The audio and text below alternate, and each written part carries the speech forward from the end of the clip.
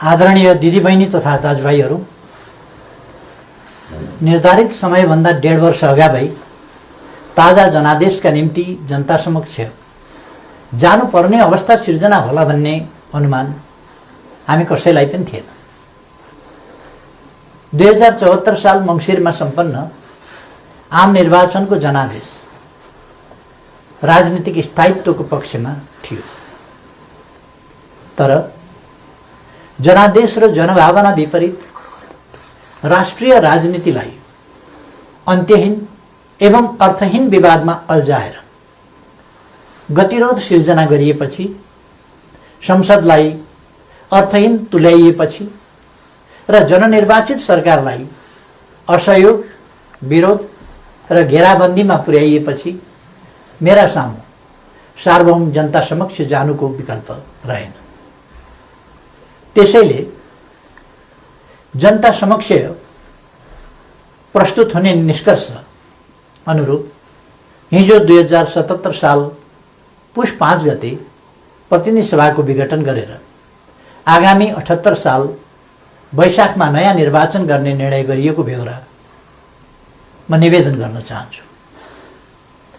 सतहमा हेर्दा हिजो विकसित घटनाक्रम अप्रत्याशित र आकस्मिक जस्तो देखिए तापनि यो परिस्थिति लामो समयदेखि राष्ट्रिय राजनीति र मूलतः सत्तारूढ नेपाल कम्युनिस्ट पार्टीका केही नेताहरूका असङ्गत, विकृत र जनअपेक्षा विपरीतका गतिविधिहरूद्वारा सिर्जना भएको हो। 2074 साल असोज 17 गते तत्कालीन नेकपा एमाले र नेकपा माओवादी केन्द्रबीच वाम गठबन्धन बनाएर निर्वाचन लड्ने र निर्वाचन लगत्तै पार्टी एकता गर्ने उद्घोष गरिएको थियो। यो निर्णय आम निर्वाचन मार्फत आम जनताद्वारा स्पष्ट रूपमा अनुमोदन भएको थियो, तर निर्वाचन पश्चात राष्ट्रिय राजनीतिलाई जनअपेक्षा अनुरूप अगाडि बढ्न नदिने विभिन्न विसङ्गत गतिविधि सुरु भयो।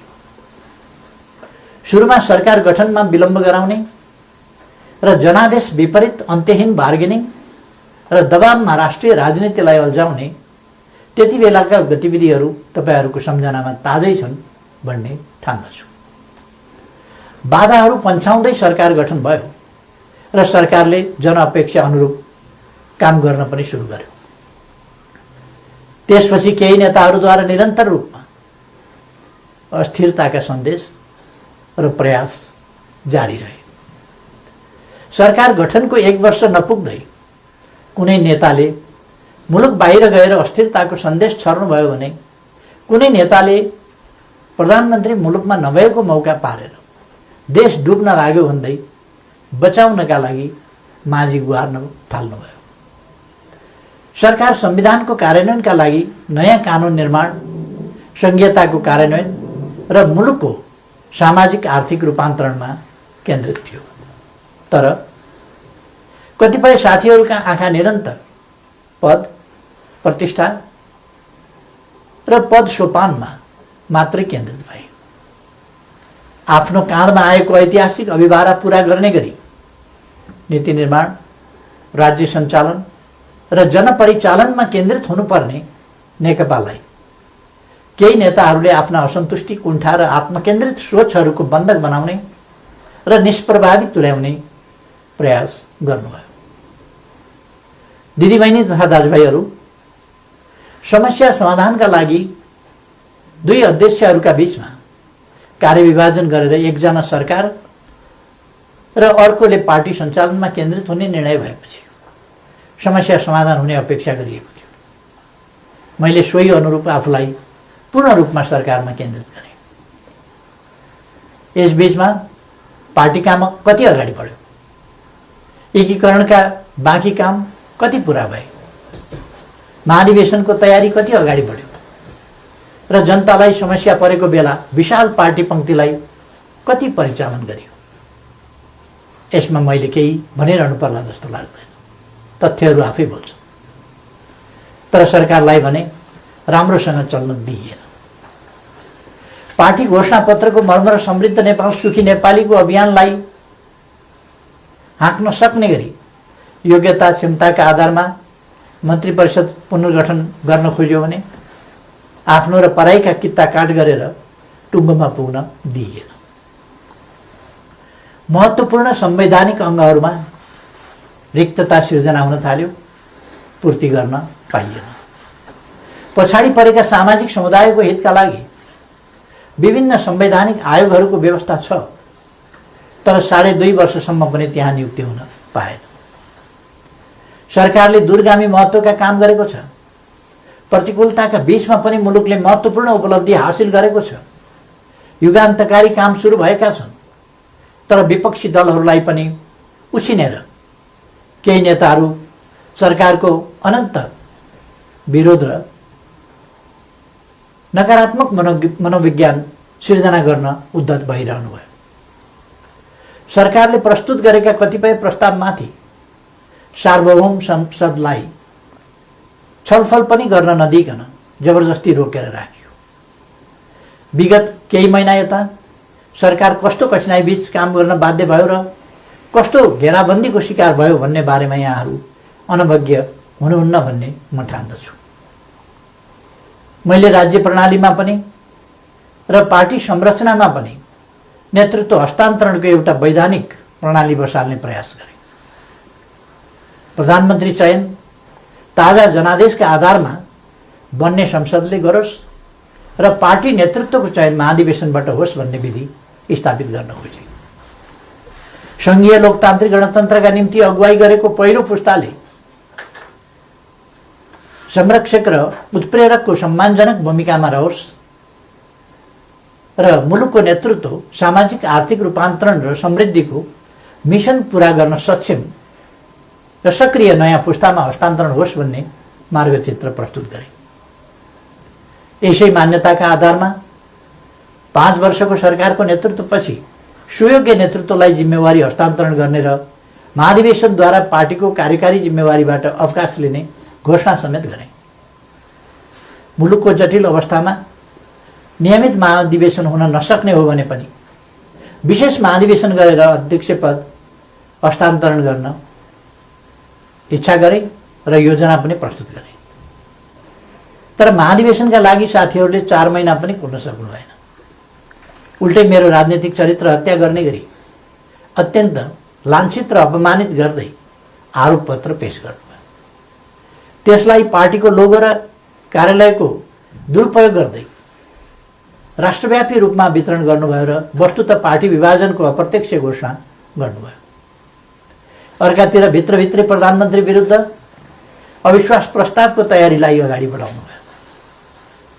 पार्टी अध्यक्ष एवं संसदीय दलका नेतालाई थाहै नदिई संसद अधिवेशन बोलाउन हस्ताक्षर सङ्कलन गरेर साथीहरूले संविधान विपरीत पार्टी प्रणाली र पद्धतिमाथि यसअघि नै गम्भीर आघात पुर्याउनु भयो।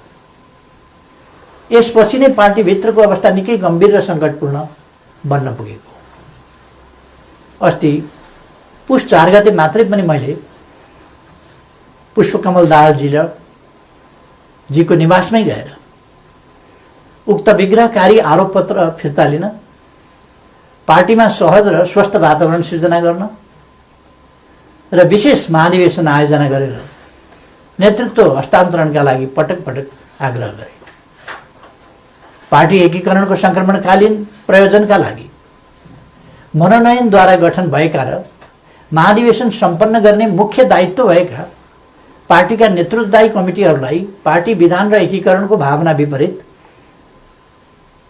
पार्टीलाई मतदानको अवस्थातिर नधकेल्न र कर्तव्यको लिकबाट बाहिर नजान बारम्बार आग्रह गरे।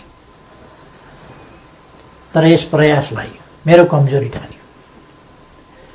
केही भएको छैन, केही गरिने छैन भन्ने कुरामा अल्मल्याउँदै प्रधानमन्त्री विरुद्ध अविश्वास प्रस्तावको तयारी अगाडि बढाइयो। दिदीबहिनी तथा दाजुभाइहरू, सरकार विरुद्ध यसरी घेराबन्दी र दाउपेच गर्नुपर्ने जायज कारण के थियो र? सरकारले यस बीचमा राष्ट्रियतालाई सुदृढ गर्ने सन्दर्भमा ऐतिहासिक कामहरू गरेको छ। नेपालको वास्तविक भूभाग समेटेको नयाँ नक्सा प्रकाशन गरिएको छ। तदनुरूप सर्वसम्मतिका आधारमा संविधान संशोधन गरिएको छ। समस्या समाधानका लागि मित्र राष्ट्र भारतसँग वार्ताको तयारी भइरहेको छ। चीनसँग पारवन यातायात प्रोटोकलमा हस्ताक्षर भएको छ। नेपालको अन्तर्राष्ट्रिय छवि, भूमिका र आकर्षण बढेको छ। यसलाई सुदृढ गर्न सबैले सहयोग गर्नुपर्ने बेलामा सरकारलाई असहयोग र असफल पार्न भइरहेका यी गतिविधिका पछाडि गम्भीर षड्यन्त्र लुकेको स्पष्ट छैन र? यी घटनाक्रम हेर्दा म आजभन्दा 4 वर्ष अगाडिका परिदृश्यहरूलाई सम्झिरहेको छु। नाकाबन्दीको साहसका साथ सामना गर्दै त्यसलाई अन्त्य गरे बापत नेपालको पारवन सुविधा विस्तार गरेर फेरि कहिल्यै नाकाबन्दी नहुने कुराको सुनिश्चित गरे बापत त्यति बेलाको सरकारलाई यसै गरी षड्यन्त्रपूर्ण ढङ्गले अपदस्थ गरिएको थियो। परिस्थिति र समय सन्दर्भ फरक भए पनि पात्रहरू उनै हुनुहुन्थ्यो। कि यसले हाम्रा कतिपय नेताहरू नेपाललाई अनन्त अस्थिरतामा फसाउने योजनामा सहभागी भएको स्पष्ट रूपमै देखिनुहुन्न र?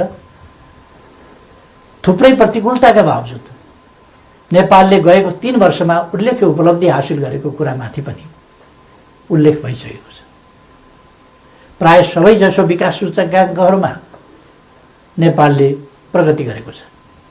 कतिपय क्षेत्रमा फड्को नै मारेको छ। शान्ति सुरक्षाको स्थितिलाई सुदृढ तुल्याइएको छ। पृथकतावादी गतिविधिलाई समाधान गरिएको छ। मुलुकले विकास, सुशासन, समृद्धि र स्थायित्वतिर सकारात्मक कदम चालिरहेको यस स्थितिबाट पार्टी खुसी हुनुपर्ने होइन र? सबै मिलेर यसलाई थप गति दिनुपर्ने होइन र? तर कतिपय नेताहरूबाट यसको उल्टो काम भइरहेको छ। सरकारलाई 5 वर्ष काम गर्न दिने र उसका कामको परीक्षण जनताबाट निर्वाचनका क्रममा हुने लोकतान्त्रिक बाटो छोडेर सधैँभरि सत्ता, सधैँभरि सरकार, सधैँभरि पदीय भागभण्डाको चक्रव्यूहमा राजनीतिलाई बन्दी बनाउने काम भयो। लोकतन्त्रमा सत्तापक्षले जनताको आदेश अनुसार काम गर्छ, प्रतिपक्षले नियन्त्रण र सन्तुलनको भूमिका खेल्छ। तर हामी कहाँ सत्तापक्षका कतिपय साथीहरू नै प्रतिपक्षभन्दा बढी आक्रामक, असहयोगी र षड्यन्त्रपूर्ण गतिविधिमा संलग्न हुने विडम्बनापूर्ण अवस्था सिर्जना भयो। आजको स्थिति विकसित हुनुमा कतिपय नेताहरूको गतिविधिको मुख्य जिम्मेवारी रहेको तथ्यलाई एका राख्नुपर्दछ। यस्तो काम कुनै पनि अर्थमा लोकतान्त्रिक हुन सक्दैन। दिदीबहिनी तथा दाजुभाइहरू, पार्टीलाई एकताबद्ध रूपमा अगाडि बढाउने, नेतृत्व हस्तान्तरणको विधि र प्रणाली बसाउने र पार्टी, सरकार र संसदलाई जनताको हितमा केन्द्रित गर्ने मेरा प्रयासहरूमा यसरी निरन्तर बाधा सिर्जना गरिए। यसपछि नै म यस निर्णयमा पुग्न बाध्य भएको हुँ। प्रतिनिधि सभा विघटन र नयाँ निर्वाचन मेरो रुचि वा छनौटको विषय थिएन। तर मुलुकलाई अकर्मण्य अवस्थामा राखिराख्नु उचित हुँदैन थियो। संसदलाई केही नेताहरूको स्वार्थको बन्धक बनाइराख्नु जनादेश विपरीत हुन जान्थ्यो। जनताको भावना अनुसार काम गर्न अगाडि बढ्नै नसक्ने स्थितिबाट मुलुकलाई निकास दिनै पर्थ्यो। जनअनुमोदित नेकपाको यस सरकारलाई आफ्नै दलका नेताहरूले काम गर्न नदिने र दलभित्रको कचिङ्गनले प्रतिनिधि सभालाई पनि शिकार बनाउने अवस्था अन्त्य गर्नै पर्थ्यो। यसै पृष्ठभूमिमा म नयाँ जनादेशका लागि सार्वभौम जनता समक्ष जाने निष्कर्षमा पुगेको हुँ। म अझै पनि विगतका सबै तिता पीडाहरूलाई बिर्सेर एकताबद्ध भई निर्वाचनमा सहभागी हुन कमरेडहरूलाई आग्रह गर्न चाहन्छु। निर्वाचनको घोषणाले पार्टी एकतालाई बलियो बनाउने अपेक्षा गरेको छु। पार्टी पहिलो शक्ति बन्नुमा, पार्टी एकता हुनुमा र पार्टीले विशाल जनसमर्थन प्राप्त गर्नुमा केपी ओलीको कुनै योगदान छैन। हामी पो निर्णायक हौँ भन्ने कमरेडहरूलाई पनि लोकप्रियता र क्षमताको मापन गर्न यसले अवसर दिनेछ।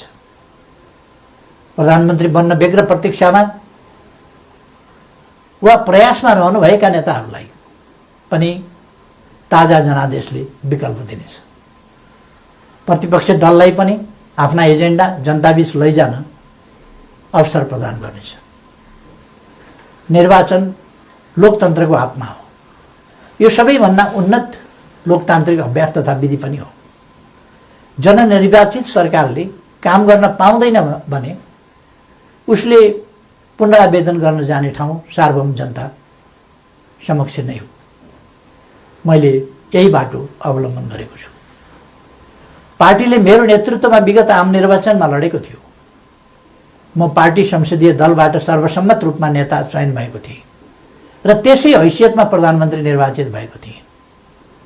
बहुमत प्राप्त दलको सर्वसम्मत नेतालाई काम गर्न नदिइएपछि बन्द कोठामा अनुचित र सिद्धान्तहीन सम्झौतामा अल्झिएर जनअपेक्षामा आँच पुर्याउनु मैले उपयुक्त ठानिनँ।